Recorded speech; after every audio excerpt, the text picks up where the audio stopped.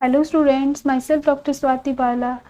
पिछली वीडियो में मैंने गर्भस्राव एवं गर्भपात के परिभाषा, निदान, संप्राप्ति, लक्षण एवं सामान्य चिकित्सा का वर्णन किया था। इस वीडियो में मैं गर्भस्राव एवं गर्भपात की विशिष्ट चिकित्सा का वर्णन करूंगी। सबसे पहले गर्भस्राव की विशिष्ट चिकित्सा। तो सबसे पहले है गर्भस्राव के पूर्व की चिकित्सा। इसको क्या कहेंगे? Treatment before the expulsion of foetus. मतलब जब तक फीटस जो है पूरी तरह से एक्सपेल नहीं हुआ है तो तब तक गर्भ को स्थापन करने के लिए क्या क्या चिकित्सा की जा सकती है। तो पहला है रूक्ष एवं शीत द्रव्यों का प्रयोग। उपवास करवाएंगे। उपवास करके धुरालवा, अमृता, उशीर, परपटक, गन, चंदन, बला एवं दाने आदि के क्वाथ का प्रयोग करवाएंगे। तृण दानीय शाली षष्ठी की प्याज या फिर भोजन देंगे। मोदक से बने यूष आम पाचन के लिए देंगे तथा आम की शांति होने पर शीतल एवं स्निग्ध क्रिया करेंगे। तो इसमें सारी जो चिकित्सा है वो आम के पाचन के लिए ही सारी चिकित्सा दीपन पाचन की है। जब अच्छे से दीपन पाचन हो जाए, आम की शांति हो जाए, तब उसके बाद जो है शीतल क्रिया या फिर स्निग्ध क्रिया कर सकते हैं। सेकंड है गर्भपात के पश्चात की चिकित्सा। अगर गर्भ का पात हो जाए, पूरी तरह से जो फीटस है वो एक्सपेल हो जाए, तो उस पर क्या चिकित्सा करेंगे? तो उसमें क्या है, गर्भपात होने जाने के बाद गर्भाशय की शुद्धि के लिए एवं वेदना की शांति के लिए मद्य का पान करवाएं। गर्भाशय शुद्धि जो मद्य है वो शोधन का काम करती है, क्योंकि वो स्रोतों में जाके शुद्धि करती है। तो गर्भपात जब हो जाए तो उसको गर्भाशय में बहुत सारा जो है मेम्ब्रेन्स, प्लेसेंटा के कुछ प्रोडक्ट जो है अंदर ही रह जाते हैं। तो वो सारे प्रोडक्ट बाहर निकालने के लिए, उसकी शुद्धि के लिए मद्य का उपयोग है। साथ में पेशेंट को उस टाइम पे थोड़ा सा क्या रहेगा, वेदना रहेगी, क्योंकि वात का प्रकोप है, तो इसलिए उसको मद्य का पान करवाएं। मद्यपान के पश्चात लघु पंचमूल सिद्ध रूक्ष द्रव्यों का प्रयोग करें। जो स्त्री मद्यपान ना करती हो, जो अल्कोहल ना लेती हो, उसे पाचन द्रव्यों से युक्त तिल आदि एवं स्नेह रहित युवाको, मतलब स्नेह किसी भी चीज में नहीं होना चाहिए, सारी चीजें रूक्ष होनी चाहिए। बिल्व पंचक, पंचकोल, पांट से सिद्ध पेय आदि सारी जो चीजें हैं वो दे। कब तक देनी है? जितने महीने का गर्भपात हुआ है उतने ही दिन तक दे। मतलब अगर 3 महीने का गर्भपात हुआ है तो ये चिकित्सा जो है 3 दिन तक देनी है। आचार्य सुश्रुत ने मद्यपान नहीं बताया है, केवल पाचन द्रव्यों का ही प्रयोग किया है। योग रत्नाकर ने कम दिन का अगर गर्भपात होता है तो उसमें वेणु ग्रंथि, कुल्थ, हरिद्रा आदि के क्वाथ को पीने को कहा है। शारंगधर ने अकाल प्रसूता को संवेदन कराने को कहा है, जिससे दोष जो है विलीन हो जाएंगे। तो इसके बाद है, जब तक दोष धातुओं की अच्छे से शुद्धि ना हो जाए, जब तक बल की रक्षा, तब तक क्या करना है कि बल की रक्षा करने के लिए स्नेह रहित आहार देते रहना चाहिए, क्योंकि इस आहार से ही आम का शोषण हो जाएगा। मतलब जब तक पूरी तरह से गर्भाशय की शुद्धि ना हो जाए, वहां से क्लेद और जो रक्त वहां इकट्ठा है उसका पूरी तरह से शोषण ना हो जाए, तब तक बल बढ़ाने के लिए भी चिकित्सा देनी है। वो चिकित्सा सारी स्नेह रहित होनी चाहिए, क्योंकि अगर वो स्नेह भी इन्वॉल्व करेंगे तो वो रक्त और क्लेद को और ज्यादा बढ़ा देगा, जिससे गर्भाशय की शुद्धि नहीं हो पाएगी। इसके बाद है कि अगर आम गर्भ के शेष रह जाने पर चिकित्सा, अगर कुछ जो इनकम्प्लीट, जिसको एबॉर्शन कहते हैं, कुछ प्रोडक्ट जो है अंदर ही रह जाए, तो पेशेंट में क्या लक्षण मिलेंगे? तो उसमें बार बार शूल होगा, मतलब बार बार जो है उसको पेन होगी। तो इसकी चिकित्सा कैसे करेंगे? तीक्ष्ण द्रव्यों से चिकित्सा करें जब तक संपूर्ण शुद्धि ना हो जाए। जितने भी तीक्ष्ण द्रव्य हैं, दीपन पाचन के द्रव्य हैं, उनसे चिकित्सा करनी है जब तक संपूर्ण गर्भाशय की शुद्धि ना हो। फिर उसके बाद क्या है कि अगर रिटेन प्रोडक्ट जो है वो अगर बाहर निकल जाए, जब हमने तीक्ष्ण द्रव्यों से चिकित्सा कर दी, उसके बाद जब वो पूरी तरह से एक्सपेल होकर बाहर निकल जाए, तब क्या करें? तो उसके बाद स्नेहपान करवाएं। बस्ती वात को प्रकोप को रोकने के लिए दीपनीय, पाचनीय, मधुर एवं वातहर आहार से चिकित्सा करें। सारी चिकित्सा हमारी या तो दीपन पाचन की होनी चाहिए या फिर वातहर होनी चाहिए। इसके बाद है अंतमृत गर्भ में वर्णित चिकित्सा का उपयोग करें। अंतमृत में वर्णित चिकित्सा क्या है कि जो अंतमृत, अगर गर्भ जो है गर्भाशय के अंदर ही जो है उसकी डेथ हो जाती है, तो उसके बाद जब उसे निकाला जाता है, तो उसके बाद गर्भाशय की शुद्धि के लिए जितनी चिकित्सा अंतमृत गर्भ में बताई गई है वो सारी चिकित्सा इसमें भी करनी है। अब इसके बाद है प्रसंस्मान एवं स्थानांतर गर्भ की चिकित्सा। तो इसमें क्या करना है? तत्र स्निग्ध शीत क्रिया, इसमें स्निग्ध और शीत क्रिया करनी है। तो मतलब ये क्या है, ये ऐसे गर्भ हैं जो एक स्थान से दूसरे स्थान में जा रहे हैं, तो इनमें क्या करना है? जब तो स्निग्ध द्रव्यों से चिकित्सा करो या फिर शीत जो क्रिया है वो करनी है। ख्रीवेर, अतिविषा, मुस्ता, मोचरस, शर्करा का क्वाथ बनाकर योनि रुजा में दे। भाव प्रकाश और योग रत्नाकर ने कहा कि अगर ऐसे प्रसंस्मान एवं स्थानांतर जो गर्भ है उसमें योनि में रुजा होगी, योनि में शूल है, तो अगर उसको कम करने के लिए ये सारे ड्रग का उपयोग करना है। इसके बाद है मुहुर्मुहु रक्तस्राव की चिकित्सा। मुहुर्मुहु रक्तस्राव है, रिकरेंट स्पॉटिंग हो रही है, तो रिकरेंट स्पॉटिंग मतलब थोड़ी थोड़ी देर बाद क्या हो रहा है, ब्लीडिंग हो रही है वेजाइना से, तो उसमें कैसे चिकित्सा करेंगे, तो उसमें उत्पल आदि गण की औषधियों से सिद्ध दुग्ध का पान दें। उत्पल आदि गण जो है जिसमें नील, कमल, ये सारे ड्रग्स हैं, तो वो सारे ड्रग क्या हैं, शीत वीर्य के हैं, तो वो सारे गण की औषधियां देनी है, पर उसमें शीर पाक बना के उसका देना है। गर्भपात के बाद वस्ती एवं उदर शूल की चिकित्सा। अगर गर्भ का पात हो भी गया है पर फिर भी उसके बाद क्या है, वात प्रकोप के कारण वस्ती में और उदर में बहुत शूल है, तो उसके लिए क्या करेंगे, तो उसमें दीपनीय द्रव्यों से युक्त मतलब दीपन पाचन कराएंगे, पुराने गुड़ का उपयोग करेंगे, या फिर कोई अरिष्ट देंगे, जैसे अभ्य अरिष्ट पीने को दे सकते हैं। परिहार्य गर्भस्राव की चिकित्सा। परिहार्य का मतलब है जिसमें गर्भ को जो है गर्भ की स्थापना की जा सकती है, तो इसमें गर्भ स्थापन चिकित्सा बताई गई है आचार्य चरक में। तो गर्भ को स्थापित करते हुए जो मतलब ट्रीटमेंट करते हुए पेशेंट की पोजीशन क्या होनी चाहिए, चिकित्सा के समय स्त्री की स्थिति मतलब क्या होनी चाहिए, तो जिस स्त्री को पुष्प दर्शन हो रहा है मतलब जिसको ब्लीडिंग हो रही है, उसे तत्काल ही मृदु शैया पर सिर को थोड़ा नीचे करके शयन कराएं, मतलब हेड फ्लो पोजीशन, उसका सिर थोड़ा नीचे रखे और लेग्स को थोड़ा सा रेस करके, तो वो एक एंटी ग्रेविटी पोजीशन हो जाएगी, तो ऐसी पोजीशन भी चिकित्सा करनी है। शीतल परिषेक, अवगाह, प्रदेह एवं जीवनीय गण की औषधियों से सिद्ध शीर से चिकित्सा करें।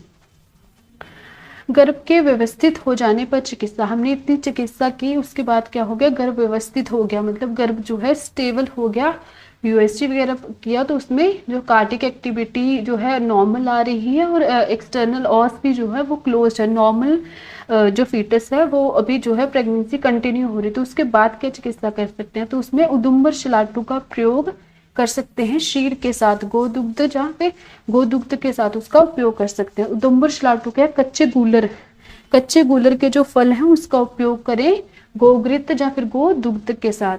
तो ये जो उदुम्बर शलाटू है ये कषाय रस होता है और शीत जो है इसका वीर्य है, तो ये गर्भ को क्या करेगा, गर्भ की स्थापना में इसमें हेल्प करेगा। अब इसके बाद है गर्भस्राव में पथ्य विहार, मतलब कि अगर गर्भस्राव हो रहा है तो उसमें क्या क्या पथ्य विहार होने चाहिए, तो क्रोध, शोक, आयास, विवाह, व्यायाम आदि का त्याग कर देना चाहिए। सौम्य एवं मनो अनुकूल कथाओं को सुने, मतलब सौम्य जो मतलब कि ऐसी ना हो कि बहुत हॉरर मूवीज हो, ऐसी कोई चीज ना हो, सब मन के अनुकूल हो, प्रिय कथाएं हो, वैसी ही कथाएं सुने।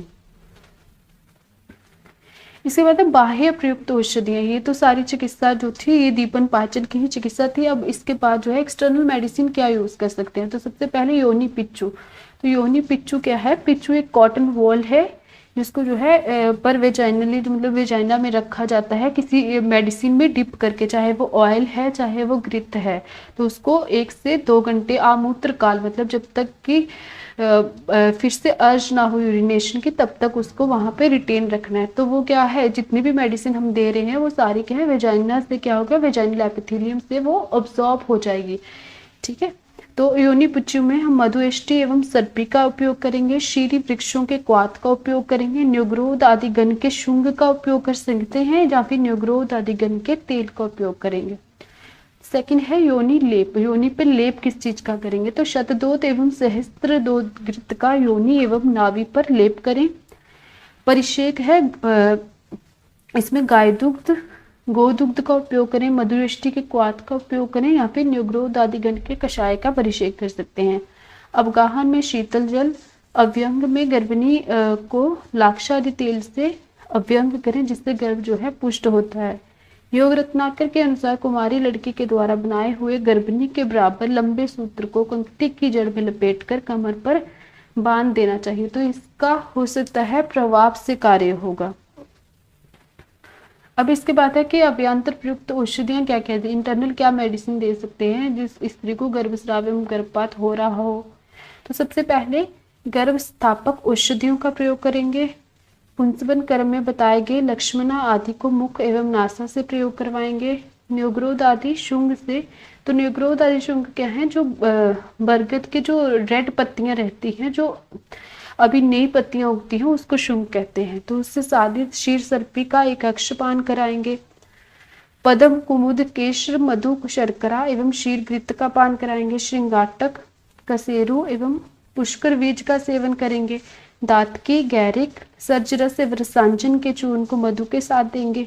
न्योग्रोध आदि गण के वृक्ष की तवक या फिर कोमल पत्तों का दूध के साथ पान करेंगे। शारंगधर ने जीवनीय गण को मधुर एवं गर्भ संधानकृत कहा है। उसने कहा है जो जीवनीय गण है वो एक तो मधुर है और साथ में वो गर्भ की स्थापना करता है। जीवनीय गण का क्षीर पीने को दे सकते हैं। उत्पल आदि गण का क्षीर एवं क्वाथ पीने को दें। शश मतलब खरगोश एवं हिरण के रक्त का सेवन करने को कह सकते हैं। गर्भस्राव में दुग्ध पान सबसे ज्यादा हितकारी है, काश्यप ने कहा है। गर्भिणी को शीतल एवं मृदु स्थान पर ही बिठाना चाहिए। वर्णबंध या फिर गर्भपात प्रतिषेधार्थ, इसको हम सर्वाइकल इनकम्पिटेंस से मॉडर्न में कोरिलेट कर सकते हैं। तो सर्वाइकल इनकम्पिटेंस क्या है, जिसमें सर्विक्स जो है, सर्वाइकल ऑस जो है वो नॉर्मल सर्विक्स से थोड़ा सा लूज है। जैसे जैसे प्रेगनेंसी कंटिन्यू करेगी तो वो जैसे ही उस पर वेट डालेगी तो वो वहां से क्या हो जाएगा, थोड़ा लूज हो जाएगा और अबोर्ट हो जाएगा बच्चा। तो उसी को सर्वाइकल इनकम्पिटेंस कहते हैं। तो वर्णबंध क्या है, काश्यप ने कल्प स्थान के रेवती अध्याय में इसका वर्णन किया है। तो ये एक टाइप की जो थी मंत्र चिकित्सा थी। इस चिकित्सा में मातंगी विद्या का उपयोग होता था, मतलब मातंगी विद्या इसका नाम था। तो ये बंध जो था ये 8वें मास के पूर्व ही बांध दिया जाता था, क्योंकि 8वें मास के बाद 9वें मास में तो प्रसव काल है, उसमें नहीं से बांधा जाता था। 8वें मास के बाद इसका प्रयोग निषिद्ध था। इसका प्रयोग किस लिए होता था, तो गर्भस्राव एवं गर्भपात को रोकने के लिए इसका प्रयोग किया जाता था। नेक्स्ट है अप्रसूता एवं अकाल प्रसूता को स्नेहपान क्यों निषेध किया गया था। तो स्नेहपान करने से गर्भाशय के अंदर रक्त क्लेद मल आदि जो शेष रह जाते हैं तो वो अंदर ही रह जाते हैं, वो बाहर नहीं निकल पाते हैं, इसलिए स्नेहपान निषेध है। रक्त आदि दोष स्नेह से कुपित होकर असाध्य रोगों को उत्पन्न करते हैं। अगर वो दोष जो हैं स्नेह से और कुपित हो जाएंगे और वो असाध्य रोगों को उत्पन्न कर देंगे। 10 दिन तक दीपन पाचन एवं वृक्ष औषधियों के प्रयोग के बाद ही स्नेह का प्रयोग किया जा सकता है। अब इसके बाद उपद्रव की चिकित्सा। तो जो अत्यधिक वेदना थी उसमें महासहा, शुद्रसहा, मधु, गोक्षुर से सिद्ध शर्करा एवं मधु युक्त क्षीर का पान करवाएंगे। अगर अत्यधिक रक्त की प्रवृत्ति हो रही है तो कोष्ठ गारिका के घर की मिट्टी, मतलब जो कुमार मिट्टी के गड़े बनाता है उनके घर, वहां से लाई हुई मिट्टी, समंगा, दांत की गैरिक, रसांजन के चूर्ण को मधु के साथ चटाएं। अनाह में हिंगूस और वचल, लहसुन या फिर वचा सिद्ध क्षीर में मधु तथा शर्करा मिलाकर पान करें। गर्भ सुपूर्ण, उत्पल आदि गण औषधियों से सिद्ध क्षीर का पान करवाएं। और मुहुर्मुहु रक्तस्राव की चिकित्सा में भी उत्पल आदि गण की औषधियों के सिद्ध क्षीर का ही पान होला है। अदृष्ट शोणित वेदना की चिकित्सा। तो इसमें मधुक, देवदारू, मंजिष्ठा एवं प्यसा से सिद्ध दुग्ध का पान करवाना है। प्लांडु स्वर से सिद्ध घृत मधु के साथ सेवन करना है। अगर स्त्री को मूत्र संग हो रहा है तो दर्भ आदि गण से सिद्ध शर्करा या फिर मधु मिश्रित क्षीर का पान कराना है। इसमें 3 पंचमूल का भी उपयोग किया जा सकता है। दाह में स्निग्ध एवं शीत क्रिया करनी है। ज्वर में दोष के अनुसार ही चिकित्सा करनी है। तो गर्भस्राव की मासानुवासिक चिकित्सा। तो फर्स्ट में गर्भस्राव की मासानुवासिक चिकित्सा सुश्रुत एवं उसने अष्टांग ने बताई है, तो हम लोग सुश्रुत की ही डिस्कस करेंगे। तो सुश्रुत ने जो गर्भ का काल है उसने 12 मंथ तक भी माना है, तो इसलिए उसने चिकित्सा भी 12 मंथ तक दी है।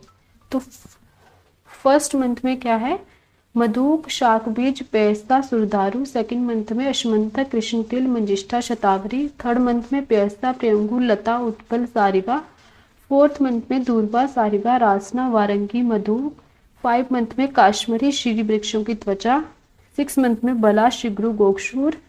7 मंथ में द्राक्षा, मधुक, शर्करा। 8 मंथ में बिल, बृहति, पटोल, इक्षु।